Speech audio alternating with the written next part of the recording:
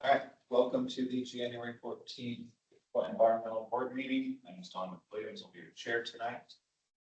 As usual, we have a hybrid meeting tonight, so some people online, some people in the room. If you're in the room, put your sign up, and I'll call them in the order as you can come up. If you're online, just put your hand up, and I'll keep an eye out for you guys there on the screen. Stacey, you want to post the order? Great. And Alex Brosh, can you hear the back of the room okay? Okay, great.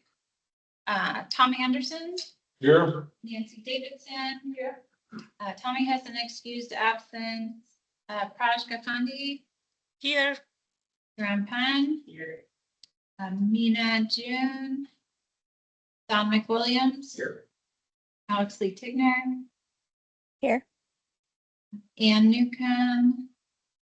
Keith Gonzalez. Here. And John Smith. Here. We have one.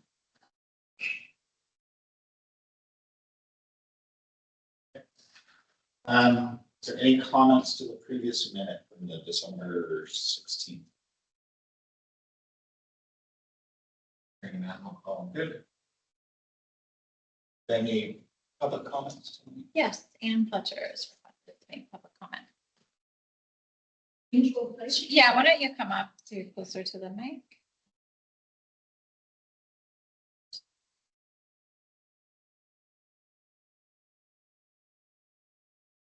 Did I try to sort of face them too, or? You can, yeah, just go ahead and face the room, that's fine. Just, okay.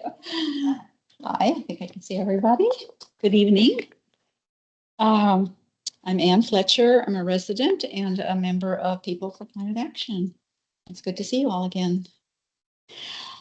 First of all, I'd like to thank the Sustainability Department for proposing improved and new actions to the Building, Energy, and Transportation land use sections of the ICAP update. Many of them relate to People for Climate Action's critical actions, and these critical actions will really strengthen our plan and achieve better results toward our greenhouse gas emission reduction targets. Some examples of these that I saw in the memo were to develop and expand energy efficient outreach and incentive programs.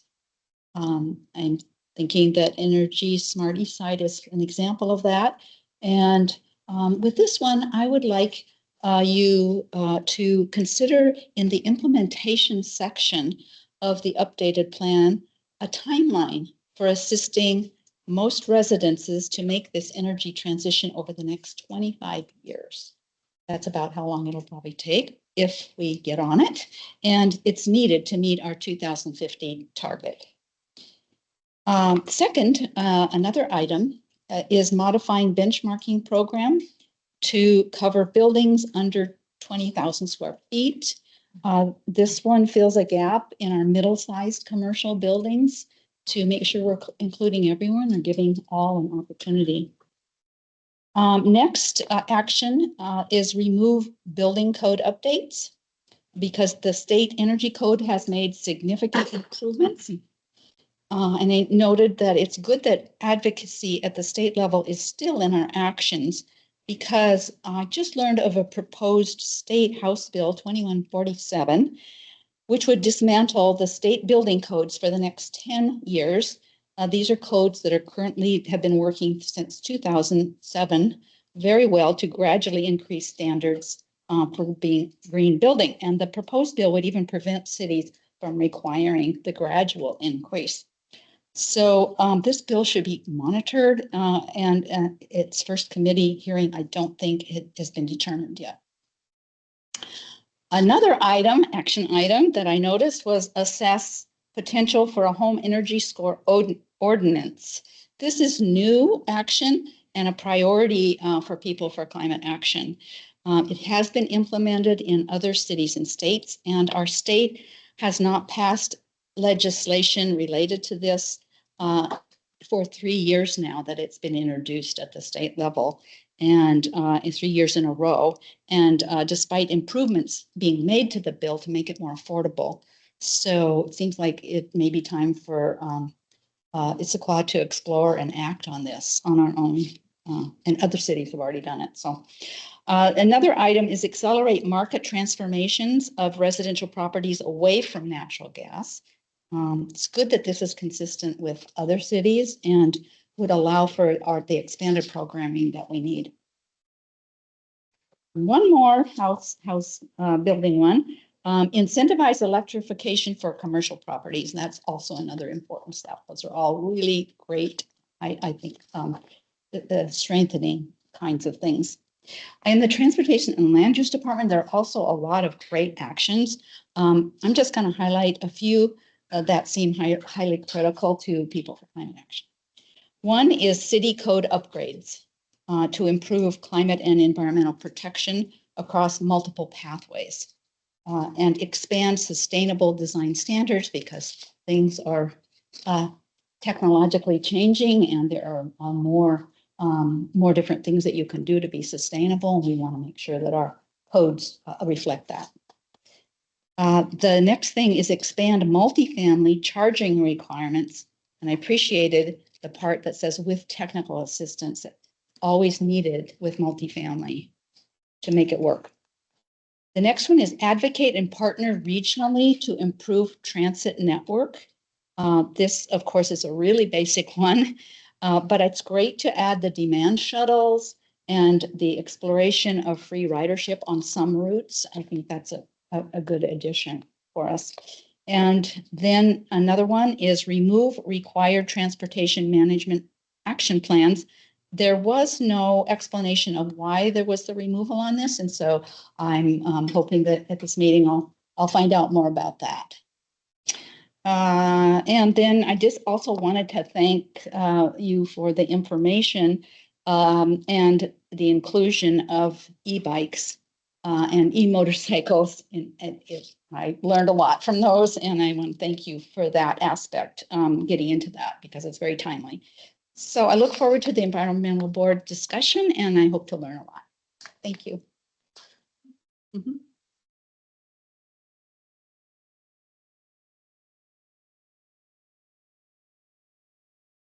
First on our agenda tonight, Stacey's going to walk us through our 20.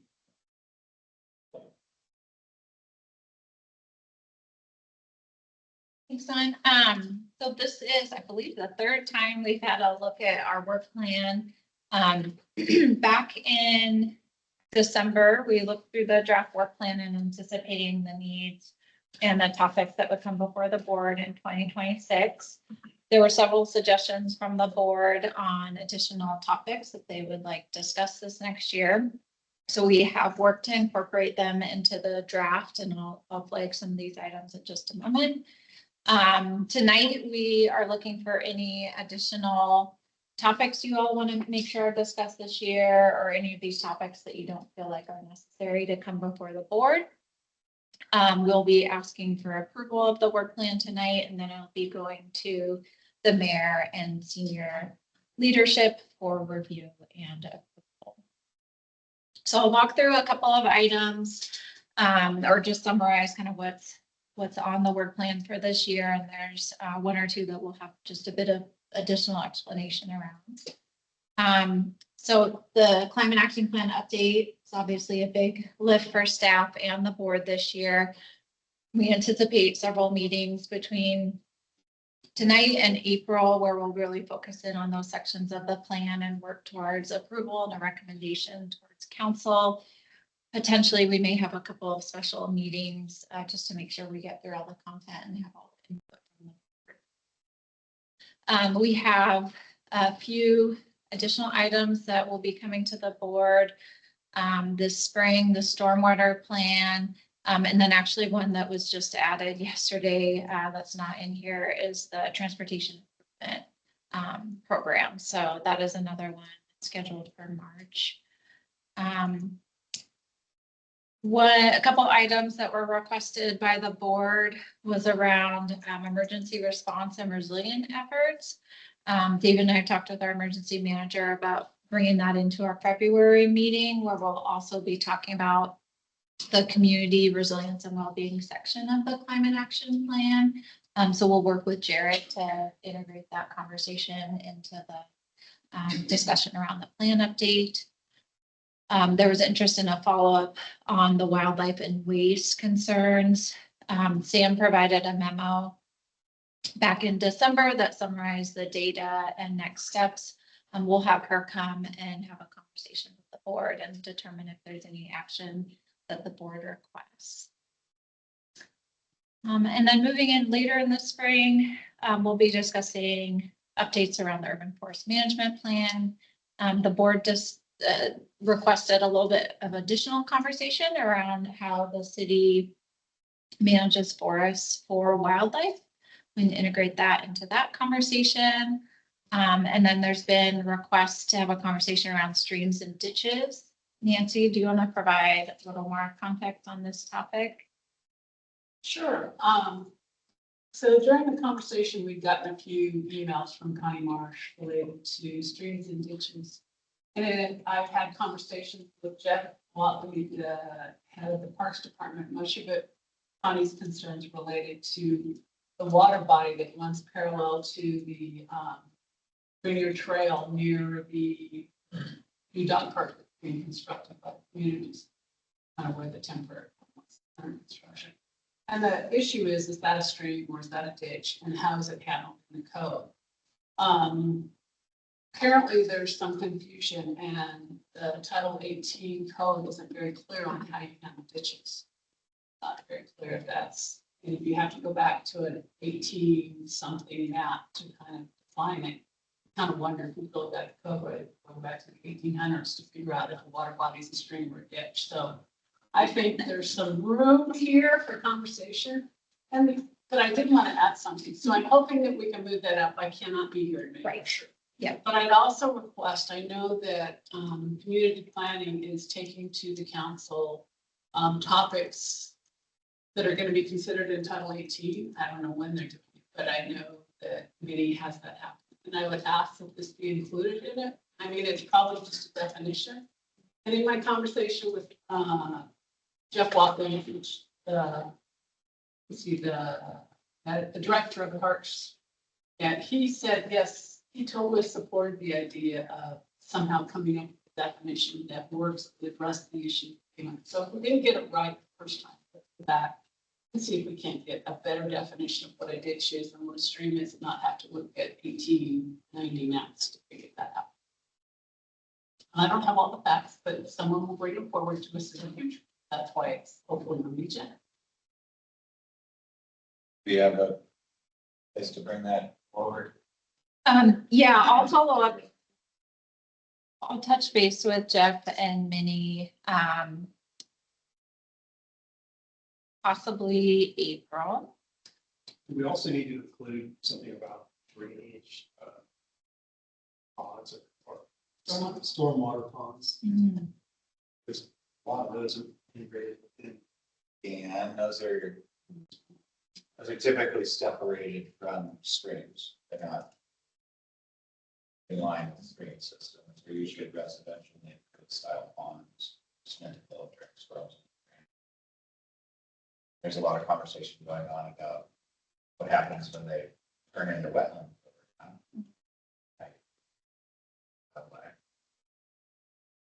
I suggest we have that as a discussion at a later date. Streams and ditches alone is fairly complex. My dealings, there's how ecology defines them, wildlife defines them.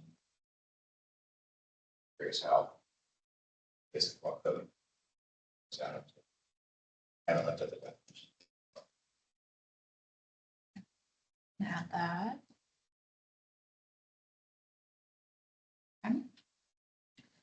Would you like to bring ponds as a topic? Well, it's something we should consider. It's another waterway. It's quite a few of them around town that can make it connected by ditches to streams and such. And there's a lot that are actually developed.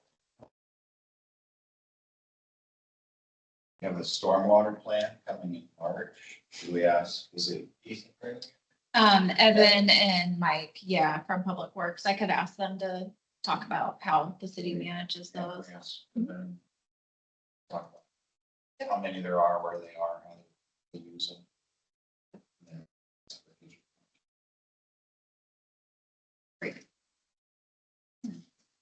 So a few adjustments we'll be making. One is adjusting the timing of the streams and ditches, and I'll see when the Title 18 docket, if how to line it up with that. And then we will also be working with Sam over the next year as she starts to develop a compostable serviceware policy. This is part of a grant that we're doing jointly with Sammamish. We'll have our regular kind of administrative procedures with board elections, bringing you budget topics. One thing we're looking at for the board elections that some of the other boards and commissions have done is adjust the timing of electing the chair and vice chair so that if we have new members starting in May, they are not having to elect a chair and vice chair at their very first meeting before they get to know everyone. So looking at whether that's June or some boards, they've even pushed it out to the fall. So that may require a change to our rules and regulations. So something we're evaluating. Kind of on a different topic. Yeah. So this is on the budget. You started talking about the budget. In the past, the criteria for the CIP was brought to the environmental board. When you talk budget overview, is that criteria coming back so that we can environmental and climate related emphasis into that, or is that an option like this? The CIP update and those criteria would be done in 27. So these will be the asks that David and I are going to be bringing forward. So we'll provide you all a summary of what we're anticipating moving forward, how we're working with other departments on their budget asks, for any initial input. So is this the big year for a budget, or is it next year? This is the big year. Yes, so we'll be developing the 27-28 budget this year. So why is the CIP not being included as part of that? Because it's a big year and a lot of departments will be making requests. It is part of that, but the criteria is worked on in the off year with the budget, so they rotate.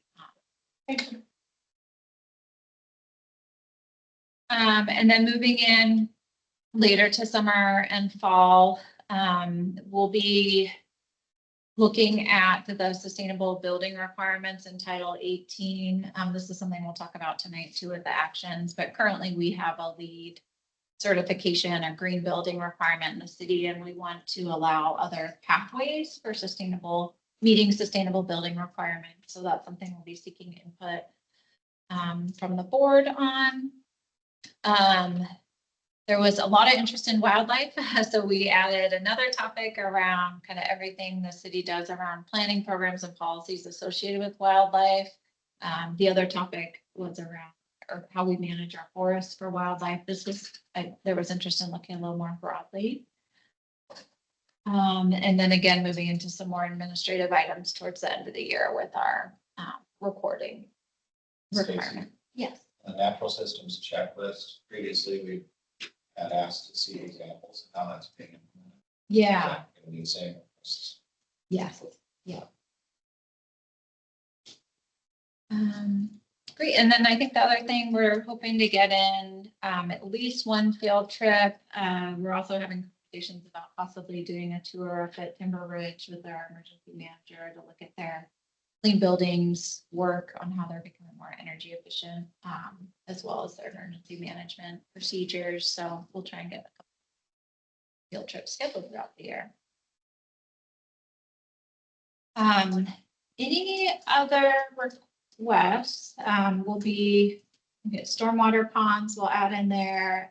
We'll add in the transportation plan. And then adjusting the timing of the streams and ditches. Is there anything else folks want to make sure appears on this initial work plan? Recognizing it does update throughout the year as new topics come or more urgent topics.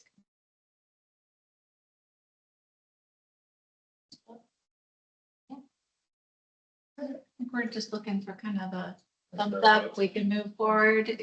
Okay.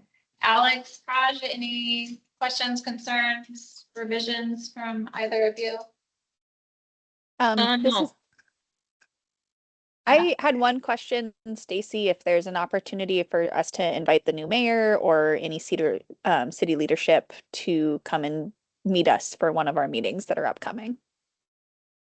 Yes. I will ask about that. I know in the past, they've kind of assigned a council member to come to boards and commissions. I think it fell through with our assigned council member a couple of times, so I'll see if we can have someone come.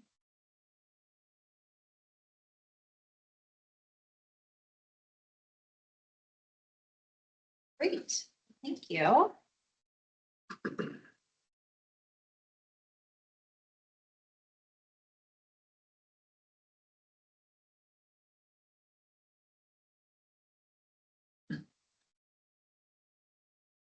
Want me to Yep. keep going? So Okay. next up, Stacy's update on the buildings and energy and the transportation and land use aspects.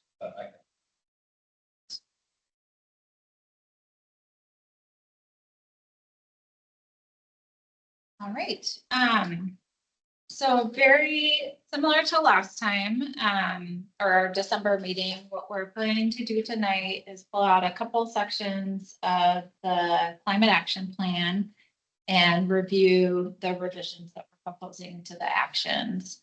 Tonight, we're going to look at buildings and energy, and then transportation and land use. We'll walk through all the proposed changes that we have for the actions for the buildings and energy first, and then take input, discussion, and then we'll move into transportation. Let's see. So tonight, really just looking for that feedback on kind of the action concepts. We still have a lot of wordsmithing to do, but at least want to make sure that we're hitting the right set of actions and that you feel like we're encompassing highest priorities for moving forward in the climate action plan.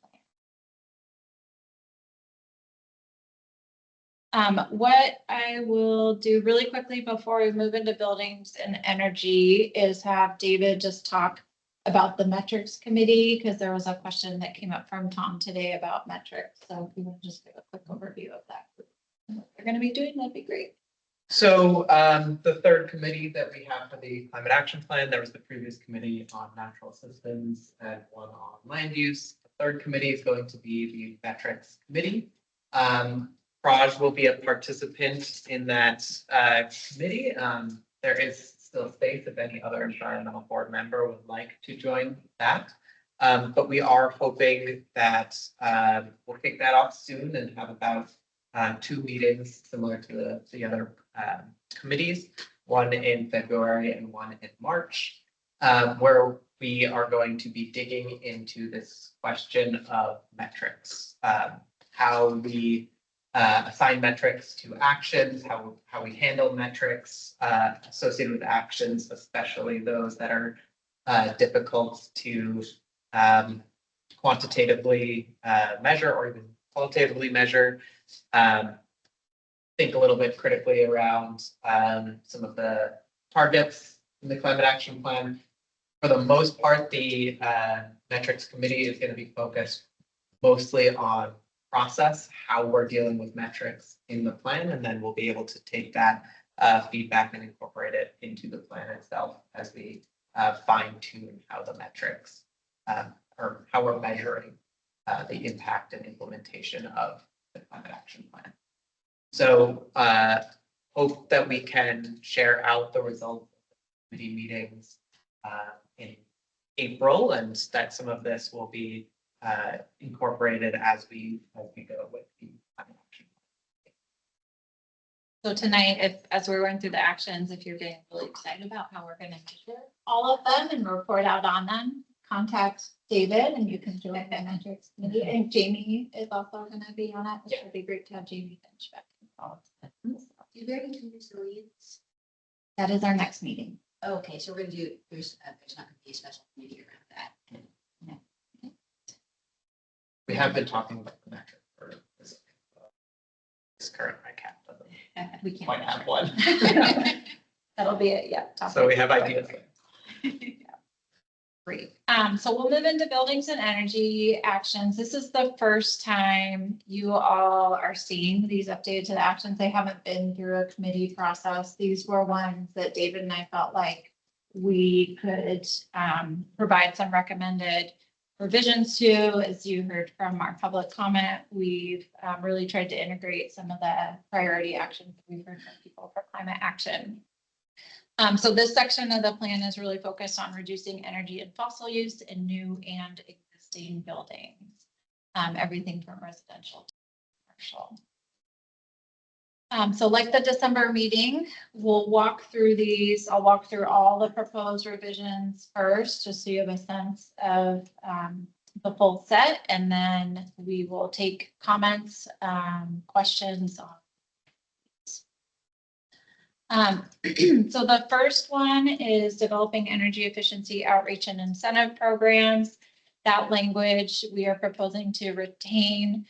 We'll probably make a few minor modifications to the description language, just so it can be a little more encompassing, and would include kind of the types of programming that we may do in the future. Assess potential for energy benchmarking program. The current language in the plan is to establish an energy benchmarking program. We've shared with you all about our Clean Buildings Incentive Program. There is an existing state law that requires energy benchmarking for buildings 20,000 square feet and above. We are interested in potentially looking at filling that gap, buildings 5,000 to 20,000 square feet, where we would explore kind of the feasibility of having a local benchmark that would require them to report their energy use. This is something a few other East Side cities are interested in doing.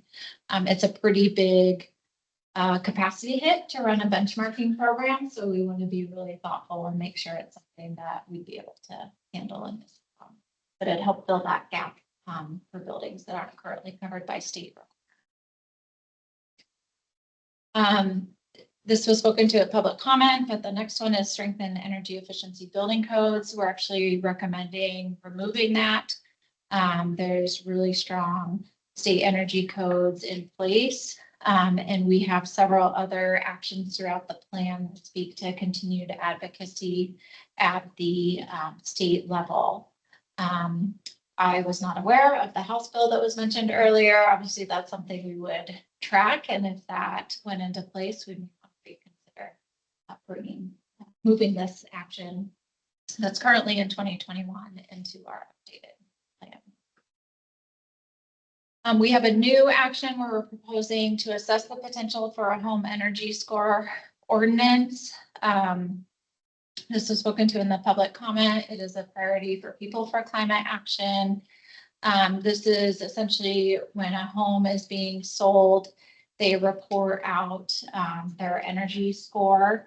The home is kind of rated for its energy efficiency. It is being used in Oregon. It's run at the state level.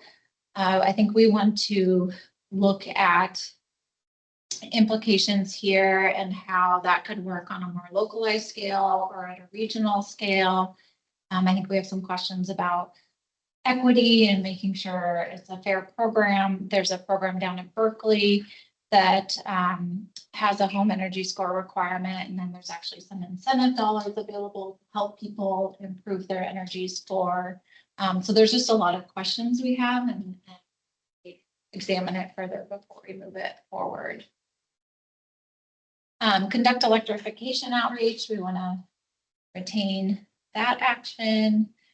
The next action was implementing the regional heat pump campaign. We wanted to expand that language to accelerating market transformations of residential properties away from natural gas. We thought this would be more inclusive of where our campaigns and programming are going, where we will continue to implement rebates and incentives for heat pumps, but we're also looking at hot water heaters and improved weatherization, battery storage, just a whole wide array of solutions for helping people transition away from natural gas. So we just wanted to make sure it was a little bit more expanded language. This language would also mirror language used in the Bellevue and Redmond plan updates. And then the next one, incentivizing electrification. This we wanted to just differentiate by changing the language to incentivize electrification for commercial properties so that we have specific actions more focused on residential and those focused on commercial. And just really emphasize that importance of working with commercial.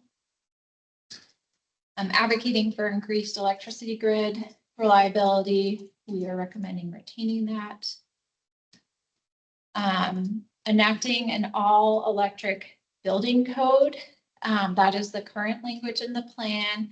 We are recommending changing that to assessing potential policies and partnerships to advance electrification.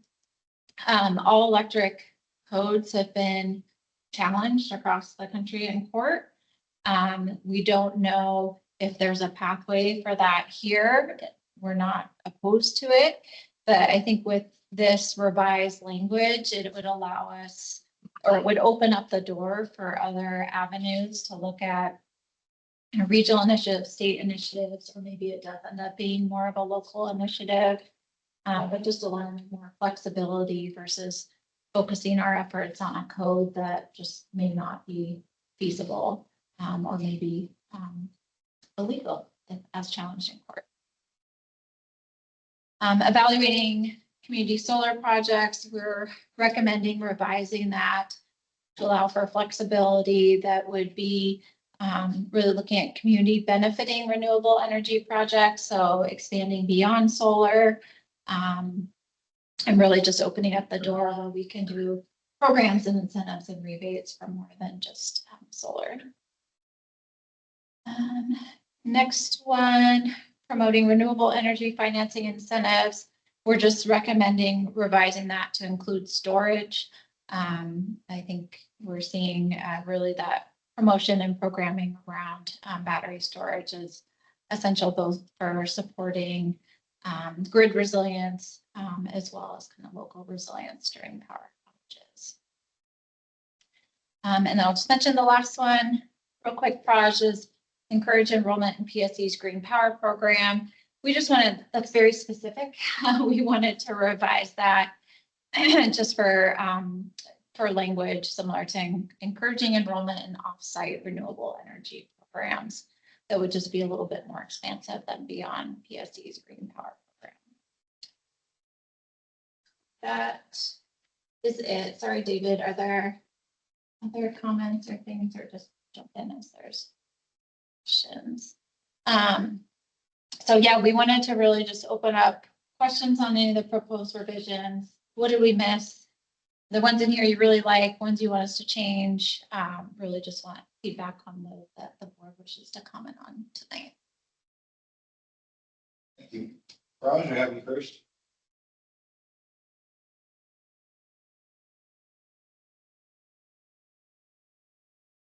Raj, you're muted if you're. Yeah, sorry, Oh. I couldn't hear clearly. Yeah, so Stacy, I have a question associated with this regarding the electricity grid reliability and stability. I know we had asked the mayor at one time last year, if there were formal assessments and, real evaluations if the electricity grid or PSC seems to be the primary provider, and if their grid is stable or reliable enough to continuously provide the increasing electric demand, right?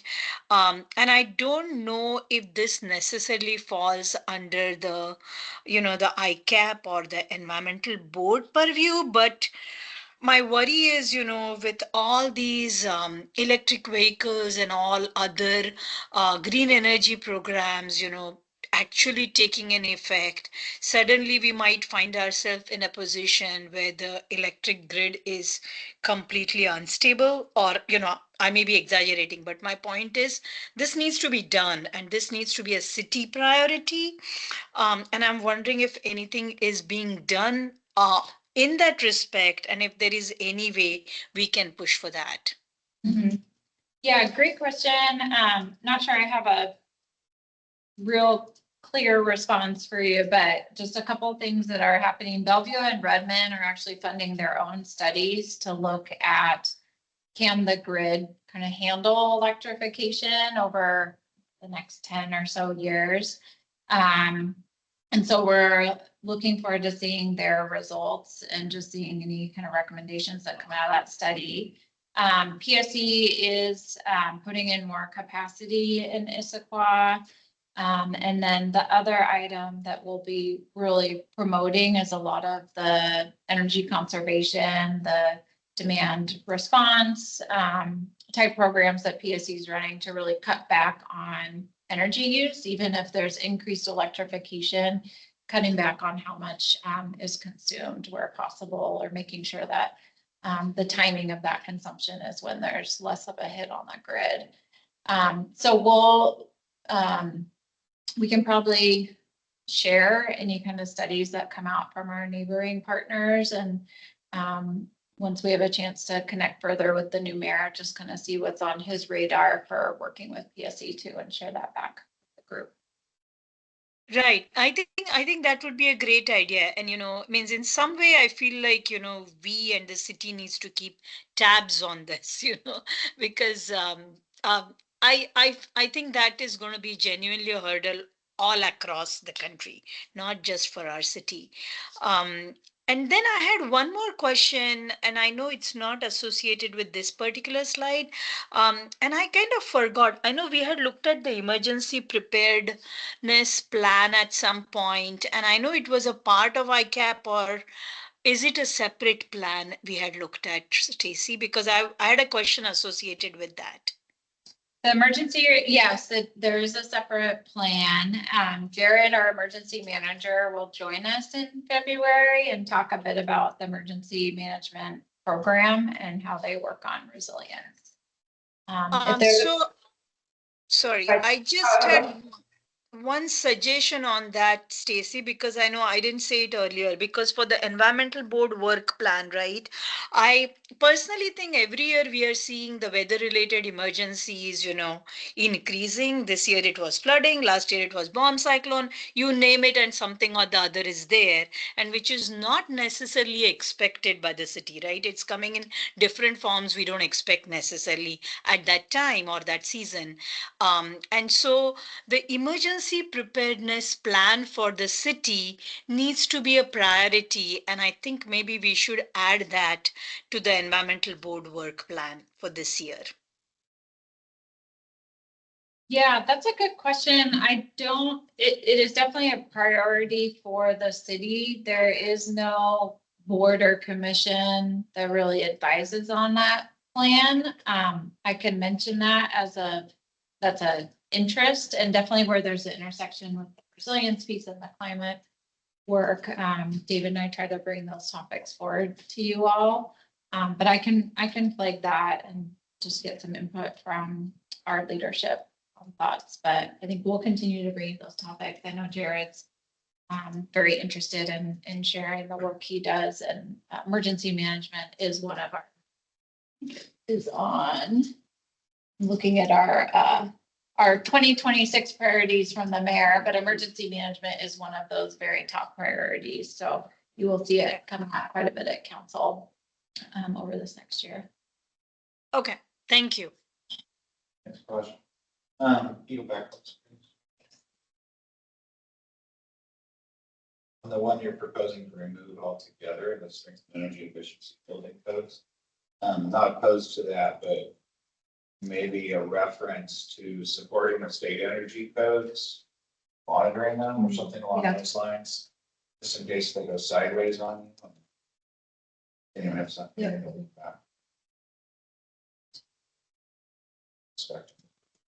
Yeah, and there's a number of appendices that are proposed to those codes throughout the year that cities can opt into adopting. So I think that's a great amendment where we do monitor that and work with staff to determine whether or not. So I feel like there's two things that are missing on this list. And so I'm going to talk in concept and specific. First one is, it feels very much like we've missed the energy conservation. It talks about getting away from gas, but getting into electric. but there's no specific thing to continue to push energy conservation. People should turn the lights off when you go out of the room. I suppose. Yeah. Well, that's the energy efficiency or energy benchmarking. It's still, you have to hear the words. They have to be something you're monitoring. It's something that you're pushing. I don't see energy conservation. And as you guys all know, I love all the lights at the Costco parking lot, but I love to see them turned off at some point or really shut down. I mean, they're beautiful. But it just doesn't send the right message that you drive down the freeway that it's lit up like a Christmas tree. I'm sorry. That's how I strongly feel about it. So energy conservation and working with our community to produce its, like, I love a little more night sky in this community. I think there's an opportunity. But I also think it's the right message. We need to conserve energy, even if we are using LEDs, it still uses electricity. Yeah, that is great. That is the intent with this first one, but knowing that that wording isn't, You got it, but it's- Yeah, that's great. And it just, you have to send, that's what we've learned for years. We need that message, in my opinion. yeah, that's fantastic. Is there another one? No, the other one was a Costco thing. You know, you guys know that's my favorite price. And we'll be talking about dark sky when we get to community resilience and well-being.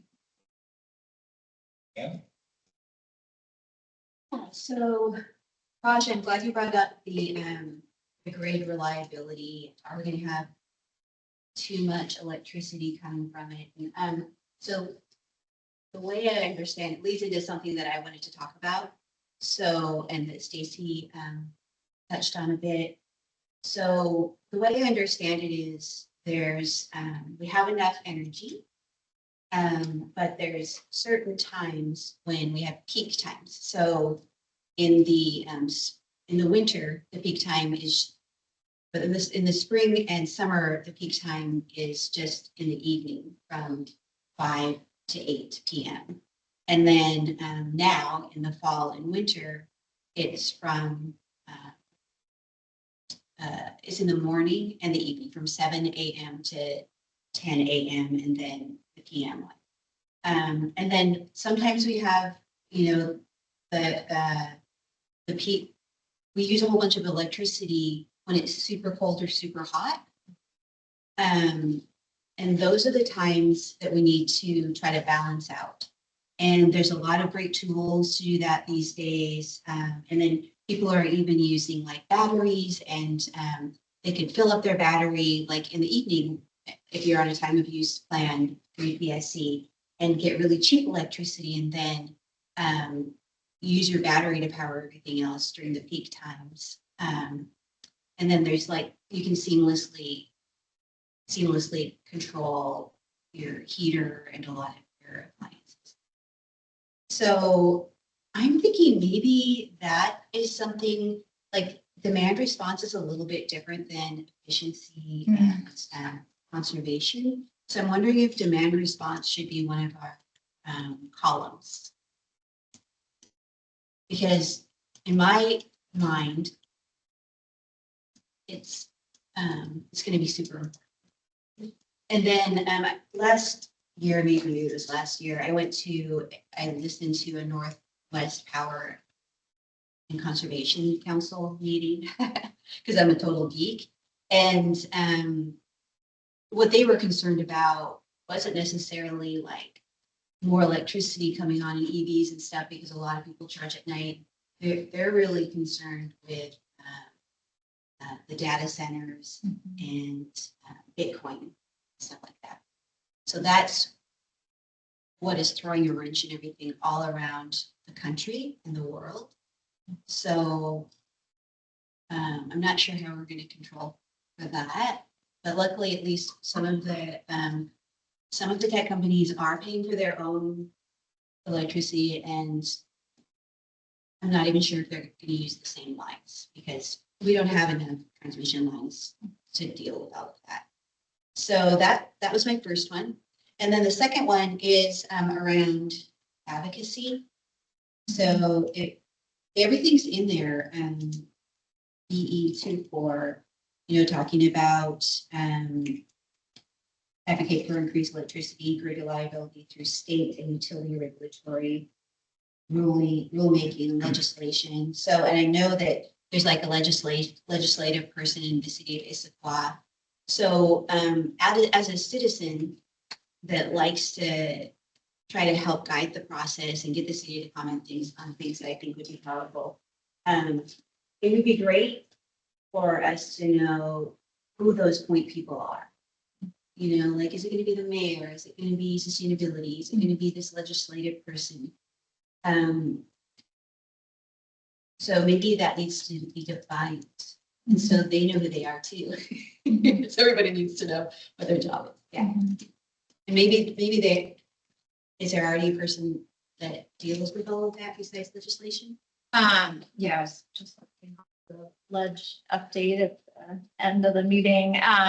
So the way it works with the city is we have a contractor that she has the city's legislative priorities and she's tracking bills and flags them for staff where they align with the city's priorities or there may be an impact to the city. So we don't actually have a staff person on point. And then that filters through the staff that she raises them to the subject matter experts. So like David and I are pulled in to get the energy sustainability related bills that come through. So it's a little different than some other cities have their own kind of government affairs or legislative staff that are reviewing the bills. But here in some ways it's great because they're pulling in the staff that these bills would directly affect. And what about other commenting opportunities to the UTC and other regulation? Yeah, so case by case basis. So sometimes we're flagging those to the contractor to say, is this something we should be commenting on? In some cases, it may be our legal team that we're flagging to and then raising it up to the mayor if we think it's important. So many of the items that you share with us, we would have reached out directly to Mayor Buckley if she was interested in commenting. Still figuring out how that process. Cool. Thank you. Yeah. Great. Thank you. It's just a question. Yeah. We're talking climate action plan here. We're talking a lot about electricity and fossil. I'm wondering where we talk about water usage, consumption, conservation. Is that in another plan? That, so some of that will be covered in the section we'll talk about in February, our natural systems section. Okay. But if they're around energy consumption associated with water use, I'm really thinking that could be more about the resources. You know, buildings use electricity. Yeah. So it's covered somewhere. Yeah, absolutely. Yeah. So February, and we'll keep, as we're preparing the materials, we'll keep an eye out for that. Maybe flag it if we see it as a gap, because I can't remember exactly the water conservation action there. There will also be in the climate resilience section, if some natural system actions get moved over to that, it would be addressed a little bit there as well when it comes to water quality and just kind of how water conservation and water quality. Can I chime in? Did you say just water consumption, or you're also talking about how the water runs off? I was thinking mostly water consumption and conservation. Yeah, as the city builds out. A lot of older buildings have, say, toilets or something. Not efficient in space. How we as the city grows. So that's right. And probably when the building is built, they're thinking about how the water goes off. So that's Yeah, we should make sure that those are covered in the February meeting in the natural systems and water resources section.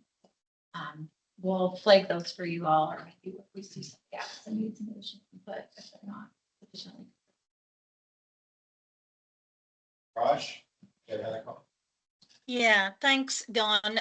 So I just wanted to add something to what Anne mentioned. And, I think, Anne, you had a lot of good points. And I do think the advocacy and, what you brought up is an important aspect. And to your, comment regarding the data centers and, how do we maintain the electricity grid stability, there has been some tools being considered and used, and at least in India, in some cities, I know for a fact they have been used, where the city was proposed and created an alliance between the different businesses in that city, where especially for manufacturing plants, because they'll be using a lot of electricity in a single day or the single shift, they had a rotating schedule developed for the power usage, where each manufacturing plant will have one day or certain number of hours when they will not have the power at the facility. I mean, that was just planned power outage for that particular manufacturing plant. And so each of them were on rotating schedule to make sure that there is no sudden, to maintain the stability of the electricity grid. So these kinds of things can be done, and they need to be done more at a city level under policy and will be pushed out through businesses. I just wanted to bring this up since you mentioned data centers, and these are some of the things that can be done or being done. That's pretty much it. Thank you. Yeah, on the resilience and energy infrastructure point, I think it was during the bomb cyclone. I think the charging stations were a really big thing at the resilience hubs. And I think if it's not already being done, just making sure we're prioritizing that renewable energy infrastructure at those sites and energy storage. So if there is grid, unreliability, that at least those places are, have those alternative sources of energy. Yeah, one of your actions was about outreach. And just thinking through that, I think that just an idea for you as you're developing concepts, you need to really educate homeowners on how best to improve their household usage. I think there's a lot of there's many ways you can improve your home. You can add insulation, potentially put windows in. You could put electrical management systems in. So crawl space. Point I want to make is that we got to be careful not to have people come and sell us things. Like, are new windows really worth it? A lot of times if you engage with a company, do some outreach, they're just trying to sell. We need to have sort of a holistic look so we can give homeowners that if the new windows might look cool, it'll be nice, but they may not do anything. It may not significantly reduce the loss as opposed to potentially adding more insulation to adding. So outreach is a good one, but I think we need to think about it. Be careful that we don't just have window sales and offer rebate, offer discounts on. Yeah, that's a great point. PSE used to have an energy audit program where they would send a professional out to your home and kind of advise you on the top changes that could be made that would really improve efficiency. That program doesn't exist anymore. So I think this has been a priority of PCA, and we've talked about with the East Side cities, bringing back an I'm audit. sure there's a study that somebody's done that weighs all these different alternatives. Study that could have been done 30 years ago and it's still applied. Absolutely. Yeah. So I think that's a great point. And I'm hearing a lot of comments where this first one, I think, I think we had a lot we were intending to put in the description that covered many of the items you all have raised tonight. It might be best to break this one up to really emphasize that conservation, the demand response, the homeowner education. So we'll look at how to break that up a little bit more. Mine's it's just a little fun thing that I heard the other day. That is, in Australia, so many people have solar panels now. You can get them put on really fast, like in a week or two. That there's a whole bunch of, there's extra electricity. And so instead of storing it, they are just giving people free electricity during certain times every single day. And so they can just use a whole bunch of electricity during those times and then not as much in the grid. So maybe we'll have that problem. Be nice. PSC would be happy. Any other comments, reflections on the action list? Great. So yeah, I'm hearing probably splitting up this first one to make sure we're covering those 3 topics. I had to summarize the conservation, demand response, and then that homeowner education around best investments for efficiency. Dawn had the comment around the state energy efficiency building code, probably retaining that in some form that is around monitoring, and then to the kind of appendices that we continue to monitor and assess whether to integrate into our code. And then I didn't hear any other major changes to the action concepts, a lot of great feedback and comments. Anything that we missed in terms of?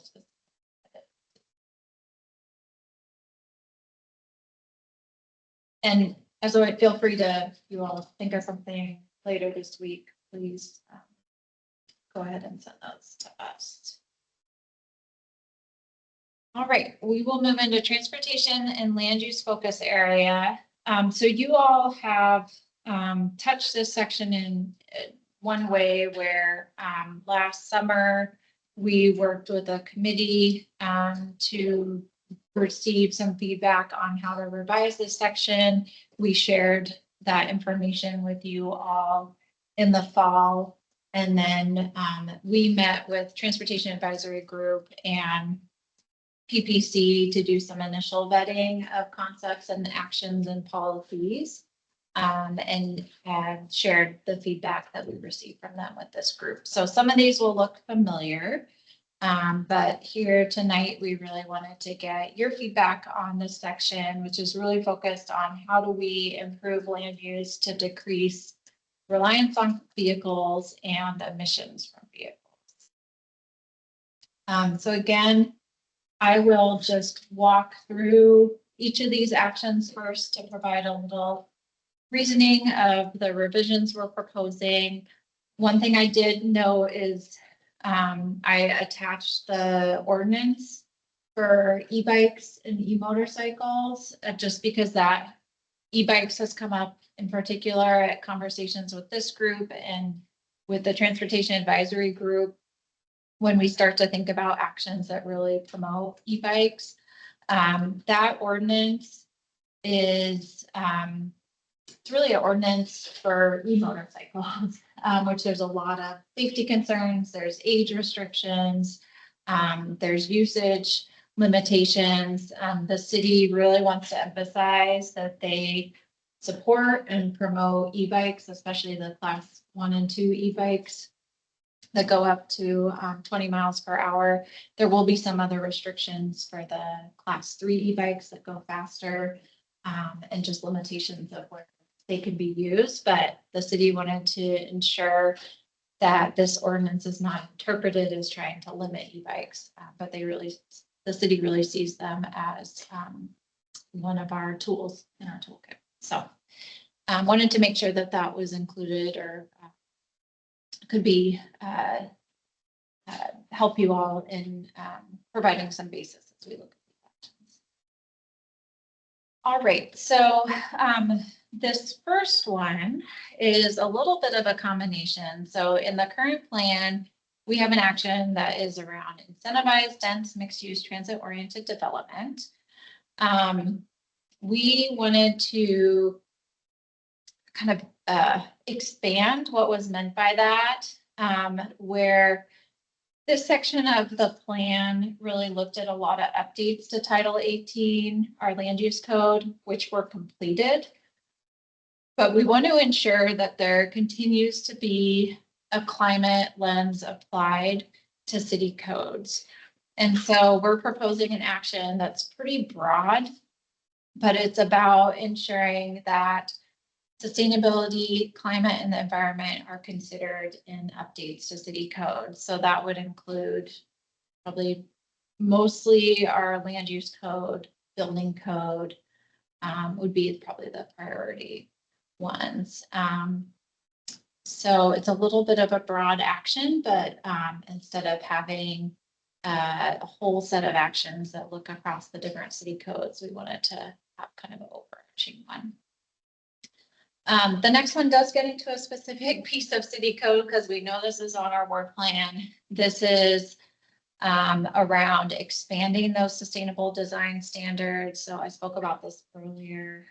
In Title 18, we incorporated in the last update the requirement for a LEED certification for buildings of a certain size. That is one green building certification. It is a very expensive certification. We want to open up the opportunity for other buildings to build green, but receive other certifications or points where they can meet the intent, but maybe they aren't labeled with the LEED symbol. So I'd be working with you all in our planning department to develop some additional standards to be incorporated into code. The missing middle housing, in discussing with our planning department, we are proposing removing this. It was incorporated. There was code incorporated into Title 18, their state requirements. They didn't feel like it was action that was needed in the ICAP. We have a couple new ones here that have come out of the committee discussions this summer and further discussed with the Transportation Advisory Board. The first one is around removing parking minimums for multifamily buildings that have easy access to transit. And then the next one is around looking at requirements for biking or multimodal networks for new developments, really to improve access for biking and other modes of transportation. So these are two development requirements or policies that would be considered. There was an action around implementing our mobility plan. We're proposing updating that to change the name. And then as we've discussed with you all and some of the other boards and commissions, what we would like to do with this action is really highlight some of the climate benefits of that plan. And that the ICAP will retain the importance of these other plans that it's connected to by emphasizing the climate lens. And we're not losing that connection to these other plans and their importance. The next one we're proposing to retain. This is promoting commute trip reduction and telework. This is the program we do with the large employers in the city to help reduce emissions through employee commutes. Advocating and partnering regionally to improve transit network. We're proposing to retain this, but we received feedback from you all at our last discussion around transportation that we should expand the description to look at the potential for demand shuttles, bringing back, I believe, a circular shuttle, exploring free ridership on some routes, which I think you've shared in the past, and that's come up through on People for Climate Action. So it'd just be kind of an expanded definition of that action and the types of programs we might explore. Updating land use codes to promote multimodal transportation. We want to retain this, but just emphasize in there the e-bike, e-scooter charging. I think this one, do you wanna, was this requiring in developments to make sure in multifamily? Yes, Okay, so this would be, I think this actually came up at tab in just development projects. for, with new development projects and particularly multifamily to make, there'd be an added requirement to make sure there's sufficient e-bike and e-scooter charging. Not just storage, but there'd be a place for residents to charge. So that would be a add-on to a building. The transportation management action plans, this one came up in public comment, that was proposed to remove. I need to double check with our planning manager, but I think that's already incorporated into Title 18. But I will confirm that and we'll follow up with you all if there's anything there. Expanding EV infrastructure. The current language says city-owned. We're recommending changing that to public EV infrastructure. David and I are trying to get out of the business of owning and managing EV chargers. We have a few on our plate, but we really want to promote kind of public-private partnerships so that the city is not spending a lot of our staff time dealing with maintenance and management of those chargers. So we want to expand public charging infrastructure, but just look at different models for doing that. Multifamily requirements, or excuse me, the current language in the plan speaks to requirements for EV infrastructure and single family. We are recommending changing that to multifamily and expanding those. Single family requirements were incorporated into the state building code.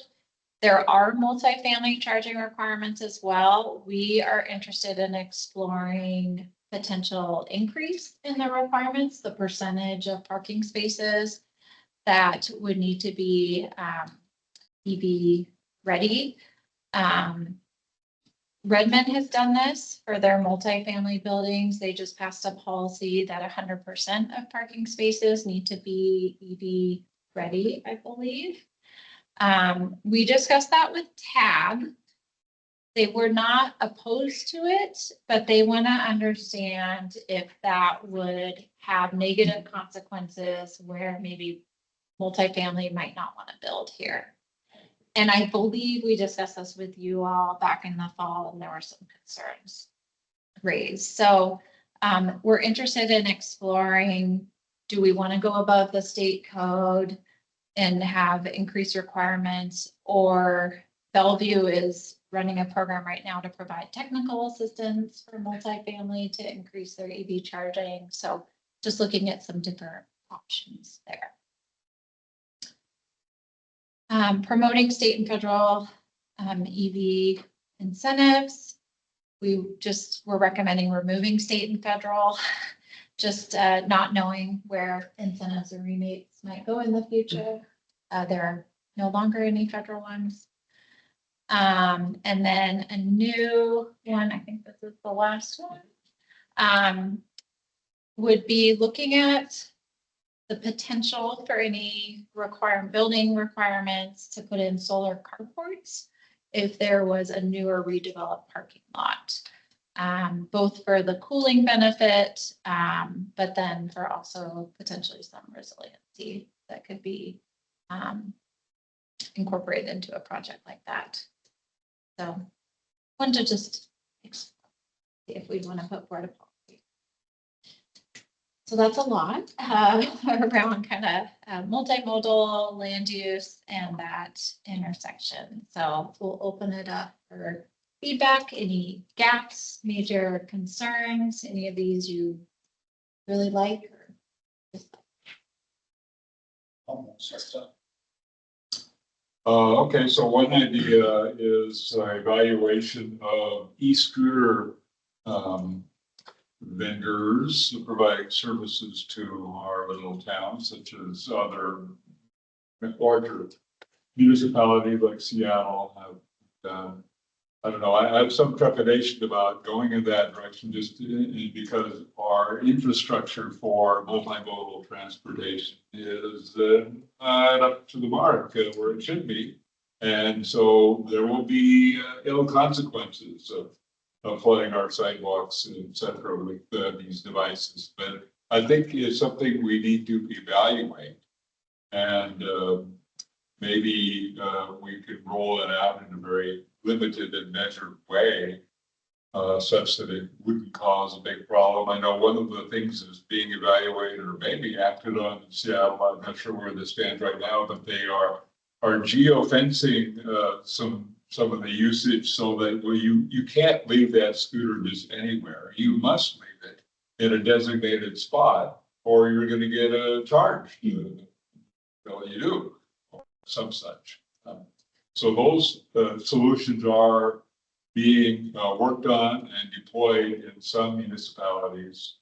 I think this is a thing, and we should move in that direction someday. Maybe that day isn't this day, but in the time frame of this plan, it probably will be a thing.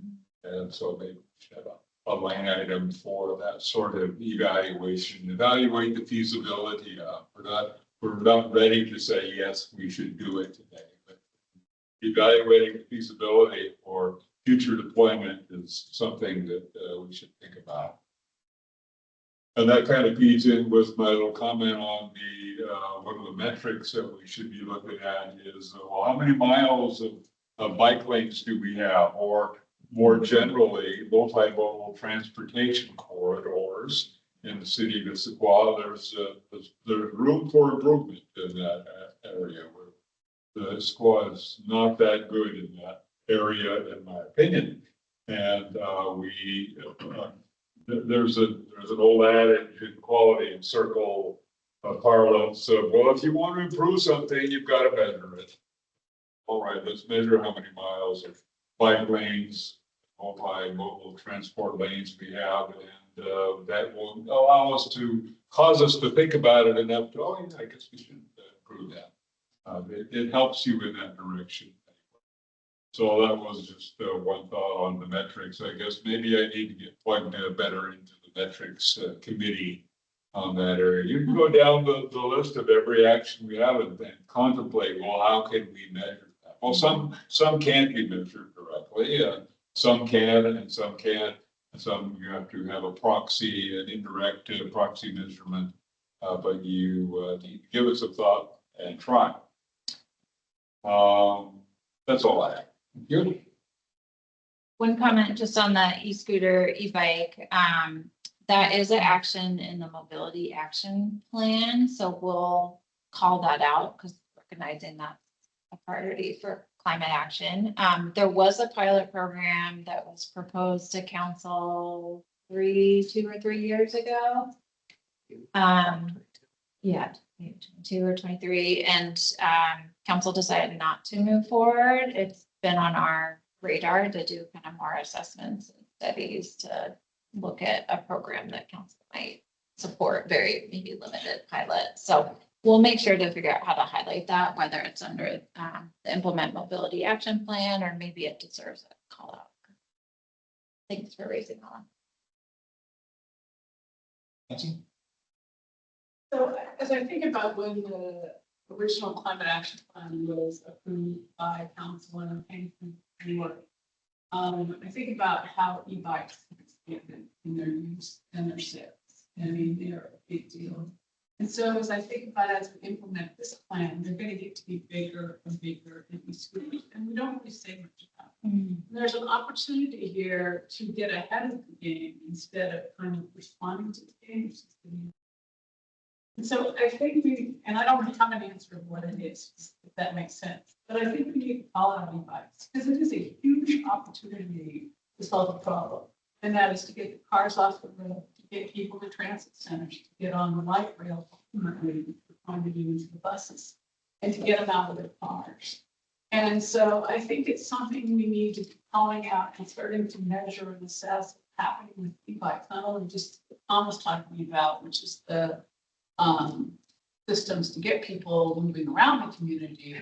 But we know that people are going to continue to purchase those, and it may reduce our reliance on cars and therefore create our network. So I think there needs to be a place to talk about that and to begin to assess, because there is a great opportunity here to get people to transit centers and to get them to other places.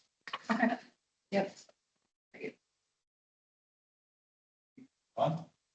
I was just thinking about this, section, there's nothing in it at all about light rail. Mm-hmm. Seems like there ought to be some specific action, actions for light rail. And just thinking ahead for integration with other transportation modes, also maybe veteran service. The city should start studying lessons learned, best practices from the other locations where light rail is going. Just seems like that's the biggest thing that's going to happen. It's maybe 5 years. It's still ways out, but we should start working integrated plan now. And we should maybe have an action to try to get it here sooner. Instead of just, I don't know, maybe that's all being discussed somewhere else in the city. That's a good flag. Yeah, that's also widely covered in the mobility action plan, but I think that's one of the challenges. We have so many plans that are really working together, but that's something we will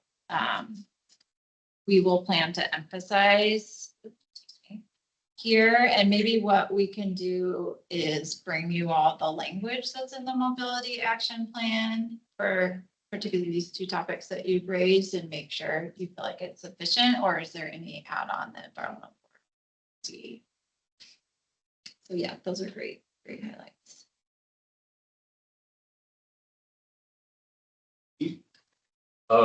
As far as building a biking culture goes, I think in a lot of places I've lived, and in Seattle, where that had a strong kind of community of cyclists, practical reasons, commuting and everything. And there's been like community nonprofit like bike shops and at least programs for folks to learn or get the tools and the time and space to maintain or repair bikes, or even just get on bikes. And I think we've got a lot of great bike shops in Issaquah, or a few good bike shops in Issaquah, but they're all Trek, and they're kind of like geared towards people with money to spend on biking and things like that. So I just I see the tool library as a potential opportunity for that kind of programming, and even if it's not like a brick and mortar type thing, it's cool to have some kind of city sponsored bicycle program. Creating a biking culture is something we've been talking a lot about with our transportation planner. We have it in here more around kind of new development policy, but are you maybe pulling that out as a separate action? Because that could relate to maybe the city is sponsoring free bike classes with REI, or working with a nonprofit to have a chapter established here. I think infrastructure is obviously a huge component, but also as far as that cultural piece goes, just making sure people have, those cultural programs or opportunities to engage. Okay, yeah, maybe we'll think about kind of action we could propose around that.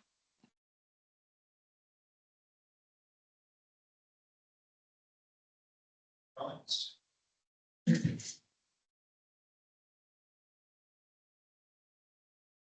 Great. So what I heard when we were just talking about maybe pulling out something around bike culture, going beyond kind of the policies that would help create that. We will send you all the language from the mobility action plan around the e-bike, e-scooter share programs and light rail, and make sure you all think that's sufficient for linking to in the climate action plan, or do we need something else in here to besides that boost? And then we also talked about highlighting e-bikes and e-scooters.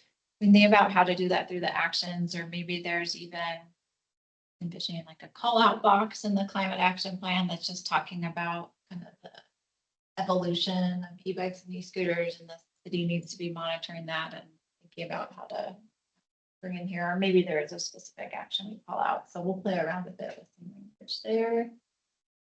And I think those were, yeah, and around the light rail language, we'll just make sure there's language there around advocating and looking at pushing up timelines. Anything? Yeah. Just another thought, Yeah.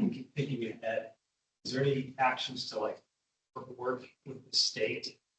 Allow me to make changes for like widening State Route 900 from Issaquah all the way through to 405. Something that where you city would have some action, to try to make bigger changes. It always has. They talked about doing bypass years ago, that failed. You've already widened State Route 900 in Issaquah, but doesn't help because it doesn't go through. Where you're all. We keep lobbying the state. Yeah, that's a good question. I know, I mean, that's council is very involved in Highway 18, and council's been talking about 900 and ways to improve traffic in Issaquah. I'll take a look at what's in the ability action plan. I'm guessing it's probably covered there, but we'll pull out that I'm language. just thinking like, pop back to Issaquah. Right. Well, it was rather ineffective in terms of improving the throughput on Issaquah Hobart Road. You know, well, let's do a bypass. Well, let's not bother doing a bypass because it won't help because there's so many bottlenecks on that 2-lane road. And King County is not solving those. There was some effort to try to get through that and no progress. Back then. All that. Not too optimistic. Right. Well, you know, nothing's gonna change unless, nothing's gonna get approved unless.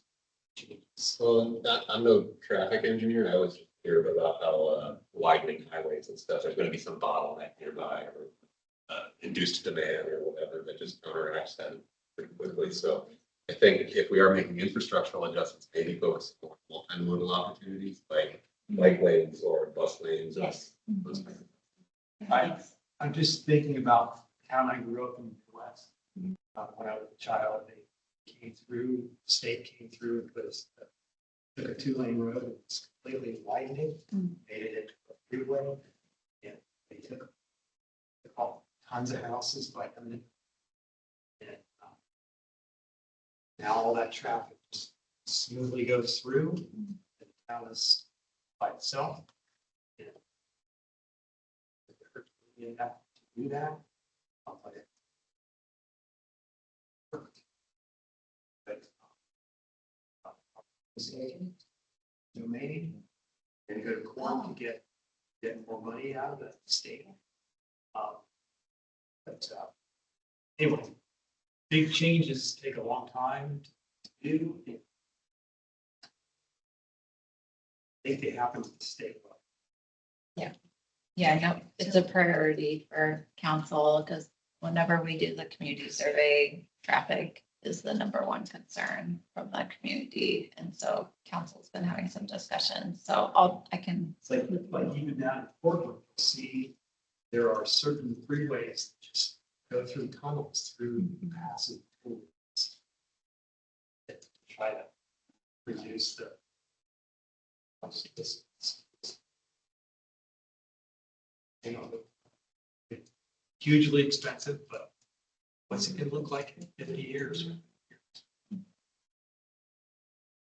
So just on that subject, I don't think, so it would be great to have buses and bus stops in Maple Valley and Black Diamond in that area.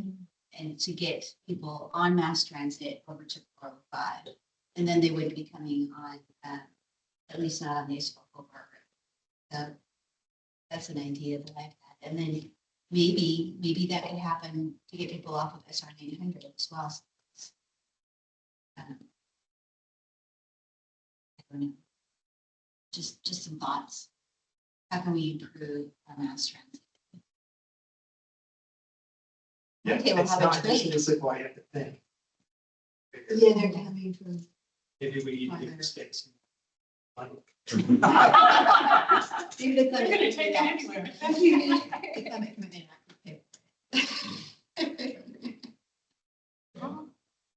Well, great. Thank you for all the great feedback. Maybe just real quick as we wrap up those ICAP sections review, is this process working for the ICAP review? We have two more focus areas to review next meeting, and we're planning to kind of bring the action revisions to you in a similar way. Just want to see if that is working for you all. I feel like it's a decent way to provide feedback. I think so. I mean, there's been good discussion around it. Okay. Been great for us. So yes, next meeting, we will look at small topics, natural systems and water resources and community resilience and well-being, including kind of a new structure to that section. So we may have a bit of a long meeting next meeting because we're also planning to bring in greenhouse gas inventory and a little bit of an overview of emergency management to feed into that community resilience discussion. And then we anticipate that'll kind of wrap up the deep dive into the focus areas.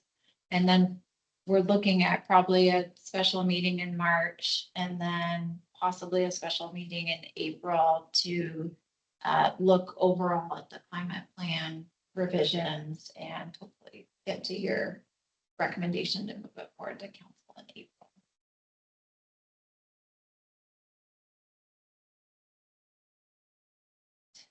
So works for me. It was fun breaking up that first that one time as well. Great, yeah, we can look at if that structure would be beneficial for that final review.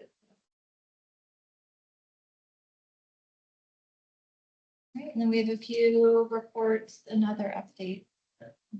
All right, first thing I just wanted to know is I believe this Friday, board and commission applications will open. For the environmental board, we have one youth position opening, one regular position, and 3 alternates. I've reached out to folks whose positions are ending, encourage you all to reapply. But we will send out that information to the full board, reach out to your networks, folks you think would be a good fit to bring on to the board. And then any questions on that? And then in good news, I'll let David first share about our breaking news at 5 o'clock. Yeah, as of a couple of hours ago, we just received news that we are getting a large grant from Fuji Sound Energy to electrify the community center at transition from natural gas to electric heat pumps at the facility, which will also have the added benefit of allowing cooling in the facility as well. So that is one of our resilience hub sites. It's a priority site for us to upgrade aging infrastructure, electrify. It uses about 10% of our natural gas use from city operations. So all of that will be addressed through this project. So yes, we got about a little over 2/3 of the project is going to be funded through PSC. Way to go. City funds. The expectation, and then maybe additional funds from PSC if that can swing it. We'll see. Are you looking at batteries at all? Next step will be to take another look at solar and potential batteries that would go with that project. It would probably be a phase 2 as we. There's your plan, you're thinking ahead to that. Correct. We are just actually asked the state for funds through an allocation that would allow us to reevaluate the feasibility and potentially develop designs for a solar system at the facility that could also be connected to a future battery, similar to the microgrid project going in the center.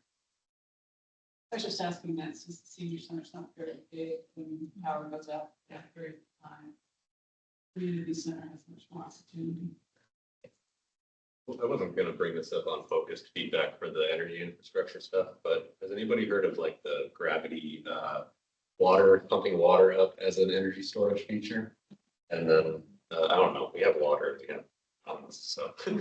We've had some of those conversations with our water manager, Gabby. She's fantastic, and that is something that we are interested in evaluating, whether or not some of that technology could work within our water system. Within our capital improvement plan, there are some projects coming up where in the next medium term, maybe, where those projects could potentially be incorporated into some of those projects. So that goes to some of that action language related to broadening from just solar to more renewable energy, since that could then incorporate water-based renewable energy, wind-based or any other options. Yeah, cool. Yeah. Good to hear. Some really cool stuff out there for Yeah. that, so. Great, and then two other quick grant updates, both PSE. I believe I may have shared at the last meeting. We also received a grant from PSE for an e-bike rebate. We'll be doing that in partnership with Bellevue and Redmond. That would have just come in at that last meeting. And then the state will also be re-releasing a second round of e-bike rebates in the spring. So we're coordinating with the state. Ours will likely be released after theirs, but there'll be a lot of e-bike rebates out for the community this spring. And then we also received a PSE grant in partnership with the school district to do design work for shared fast charging and solar and battery backup at the Issaquah School District Administrative Building. That would be charging that could be shared between district fleet, potential electric buses in the future, and then for city kind of emergency needs like for police or other public works trucks as we electrify them if they need a quick charge via shared location. So that funding is just for the design work and to develop a strategy. So we have been very busy this year with our grants. Way to go. Couple other quick updates, as you all may know, Zach Hall resigned from council to focus on his work at the state level. So the council is going through an appointment process right now. On Monday, they narrowed it from 12 applicants down to 4. And I believe the next series of questions and presentations is on the 20th of this month, and they're hoping to make it. And then legislature is in full swing. We've already been looking at bills. Just a couple wanted to flag that we reviewed last week is one proposed actually by Senator Hunt on residential battery incentives. Really interesting one. I believe that one came in last year, but didn't move forward. A plastic bag ban I wanted to bring up because John recommended that when we were looking at the ICAP actions last month, looking at a full plastic bag ban instead of allowing the reusable plastic bags. That is in front of the state legislature for consideration this year. And the city, I should mention the city spoke or submitted, signed in support of that, as well as the residential battery incentives. And then there's been some other waste related, solid waste related ones that we've been supporting. And then, yep, already mentioned our anticipated topics for February. And yeah, just as a heads up, we may go a little bit long and folks can just plan on that. We just want to make sure we have sufficient time to cover those very timely topics. And Karen, did you have any youth updates? Okay. That's great. There's another bill you might want to look at. Yeah. I have the number with me, but it's related to 6 PPT and urgent fire fees. 35, I believe it is. Okay. To try to offset the damage stuff. But this is the actually right down for this. There's a bill proposing a ban that Hall is sponsor for it too. When I said, Okay, so there's I'll say, okay, that sounds great. Yeah, we haven't seen that one come in for review, but I know Hall's been looking on for a ban and requiring alternatives. Yeah. which is Great. Other updates or? else. Okay, thank you, everybody. Thanks, Alex. Thanks, Alex. Question, 2026. Thank you. Thank you. That is the new mayor. Yeah. Yeah.